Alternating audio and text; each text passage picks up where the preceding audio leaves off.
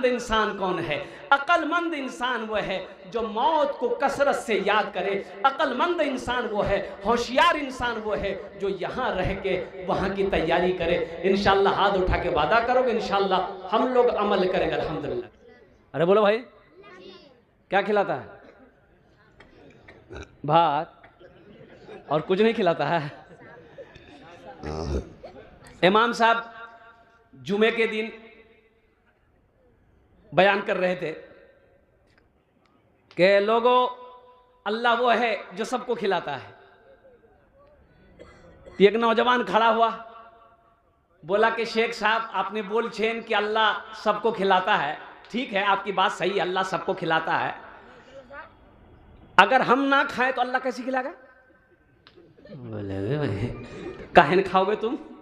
बोला नहीं, अगर नहीं खाएं, हड़ताल कर जाएं, स्ट्राइक चले जाएं हम, तो अल्लाह कैसे खिलाएगा? बोला नहीं, फिर भी खिलाएगा। बोला अच्छा ठीक है, हम आजमाते हैं, देखते अल्लाह कैसे खिलाता है। जुमे की नमाज पढ़ के घर आ गया। माँ बोली बेटा खाना खा लो। नौजवान बोला नहीं, खाना नहीं खाएंगे, देखें अल्लाह हमको कैसे खिलाता है। दोपहर का खाना छोड़ दिया, रात हो गई, माँ परेशान हो गई, बेटा खाना खा ले, जिद ना कर, जिद ना कर, कमजोर हो जाएगा। बेटा बोला कि अम्मा मेरी जान चली जाए, जब तक अल्लाह खिलाएगा नहीं हमको, हम खाना में हाथ ही नहीं लगाएंगे। अच्छा, सुबह हो गई, माँ फिर बोली बेटा नाश्ता कर ले, 3 टाइम हो गया, कितना भूखा रहेगा। ये नौजवान सोचा घर में रहेगा ना, माँ परेशान करेगी। पास में जंगल था, जंगल चला गया। अच्छा, जंगल में जाके सो गया। माँ को पता चला कि मेरा बेटा जंगल में जाके सो गया है, तो बेहतरीन खाना बनाई, बिरयानी बनाई, पुलाव बनाई, मटन बनाई, चिकन बनाई, थाल में सजाकर जंगल लेकर चली गई, मेरा बेटा खा ले। बेटा बोला कि नहीं अम्मा रख दे, तू घर जा। माँ रख के चली गई कि भूख लगेगी, खा लेगा।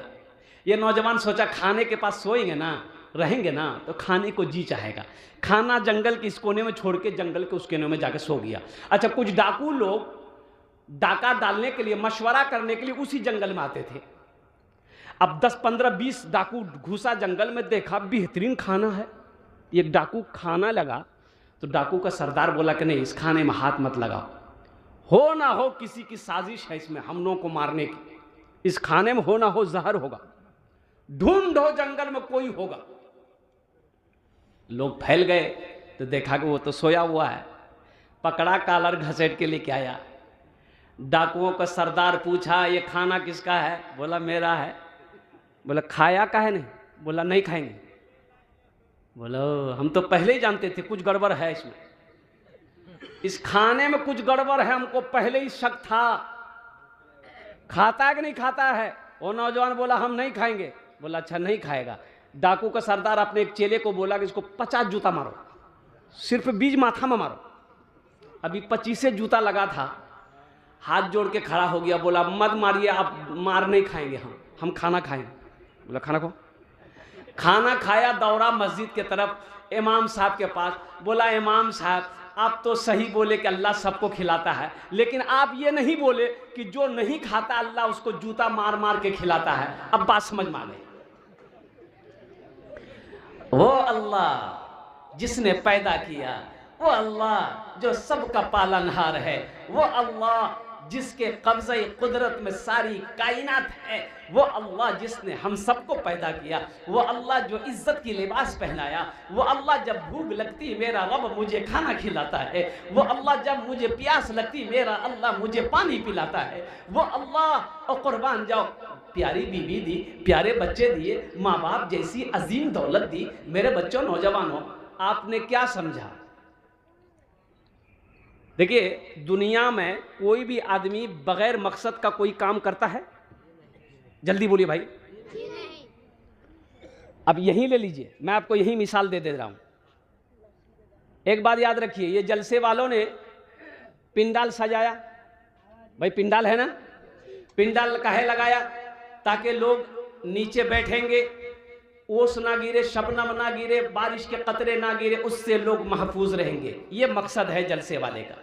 अच्छा, जलसा वाला जलसा सजाया, मौलाना नूरुल इस्लाम से पूछिए जलसा काहे सजाया? इसका भी मकसद है। मकसद क्या है? यही मकसद है।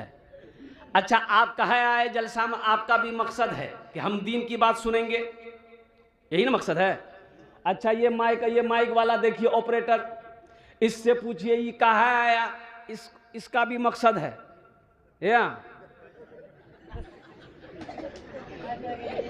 और कुर्बान जाओ मेरे बच्चों, ये लाइट जल रही, ये लाइट, ये मरकरी, ये लाइट रोशनी है, और कुर्बान जाओ ये क्यों लगाए गए? इससे रोशनी फैलेगी, अंधेरा दूर होगा, लोग उजाले में बैठेंगे। ये माइक क्यों लगाया गया?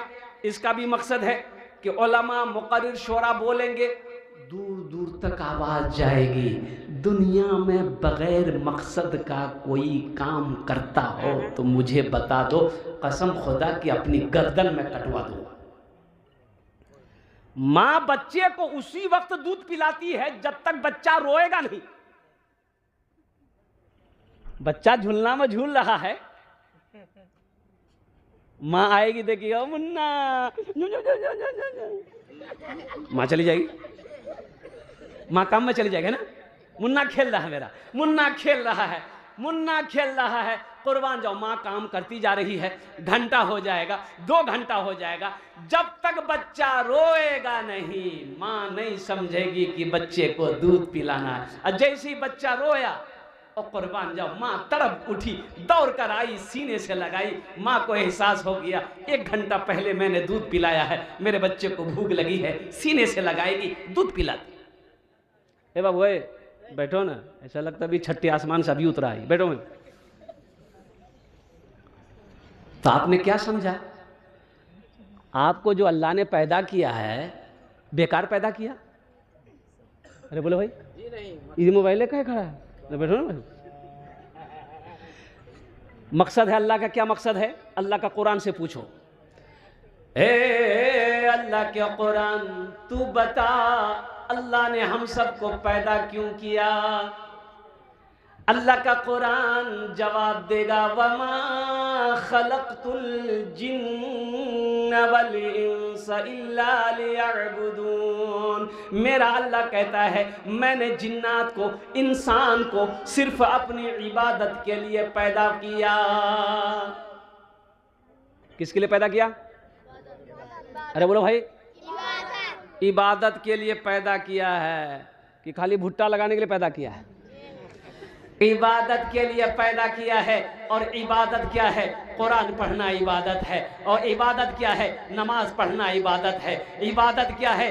दीन पर चलना इबादत है। और इबादत क्या है? और कुर्बान जाओ, कुर्बान जाओ। अल्लाह ने हज फर्ज किया है तो उस फर्ज को अदा करना ये भी एक इबादत है।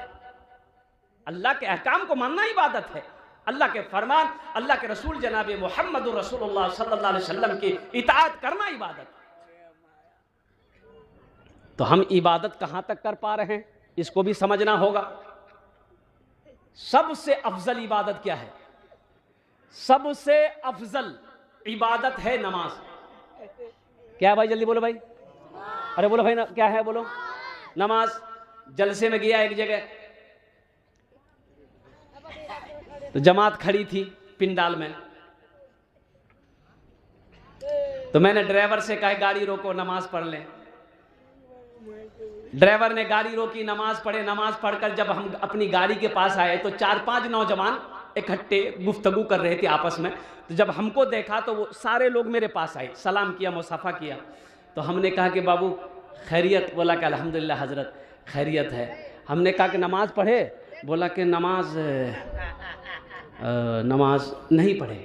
तो हमने कहा कि नमाज काहे नहीं पढ़े? जलसे सुनने आए हो ना? बोला हाँ जलसा सुनने आए, आपकी तकरीर सुनने आए।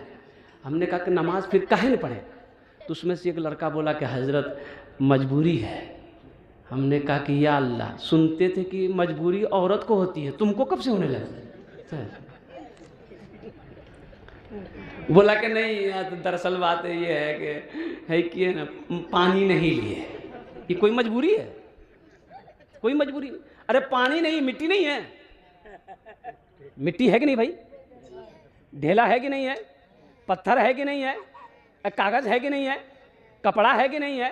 गंगा का पानी हिंदुस्तान में, जमुना का पानी हिंदुस्तान में, सरस्वती का पानी हिंदुस्तान में, महानंदा का पानी हिंदुस्तान में, कनकई का पानी हिंदुस्तान में, ओ हो, गढ़ा तालाब, ओ सबका पानी हिंदुस्तान में, नाल टुएल कुएल कुआं का पानी हिंदुस्तान में।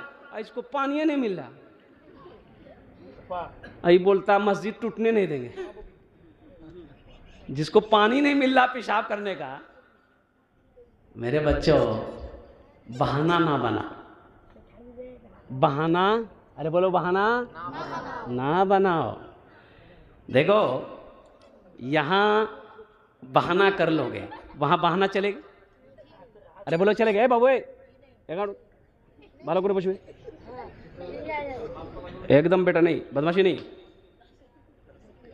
यहां बहाना चल जाए वहां नहीं चलेगा, यहां झूठ चल जाए वहां नहीं चलेगा, यहां चालाकियां कर लो वहां चालाकियां नहीं चलेगी, वहां चालाकियां नहीं चलेगी। कै वक्त की नमाज है? अरे बोलो भाई जोर से बोलो। कितना नौजवान मेरे सामने बैठा हुआ है,